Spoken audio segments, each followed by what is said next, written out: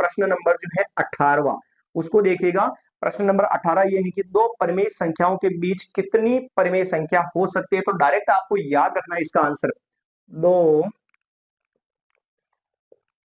परिमेय संख्याओं के बीच, दो परिमेय संख्याओं के बीच कितनी परिमेय संख्या हो सकती है, कितनी परिमेय संख्या हो सकती है, कितनी परिमेय संख्या हो सकती है। तो एक बात हमेशा याद रखिएगा, दो परिमेय संख्याओं के बीच जो है हमेशा कितनी परिमेय संख्याएं हो सकती हैं, अनंत।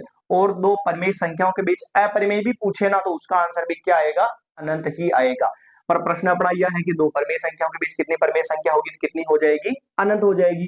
ये हो गया अपना सॉल्यूशन। अगला प्रश्न नंबर 18वां जो 19वां जो है उसको देखिएगा।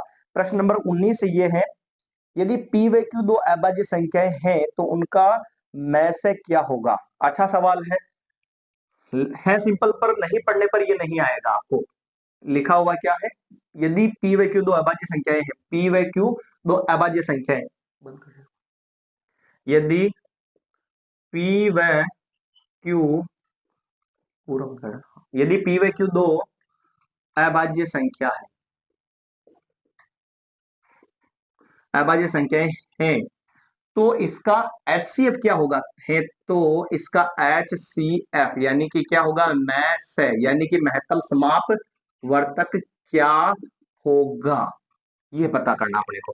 तो नॉर्मल बेसिक चीज है, पर अपन उलझ जाते हैं कि P और Q अभाज्य संख्या है सर, इसका मान है नहीं, तो उसका HCF क्या होगा। डायरेक्ट याद रखो कि अगर कोई दो अभाज्य संख्याएं हैं तो उनका में से क्या होता है, एक होता है। क्या होता है बेटा, एक होता है। अब सर जी समझना चाहे इसको कि कैसे एक होगा, तो देखो आप एक उदाहरण ले लेते हैं अपन। जैसे दो है और ये क्या है, तीन है।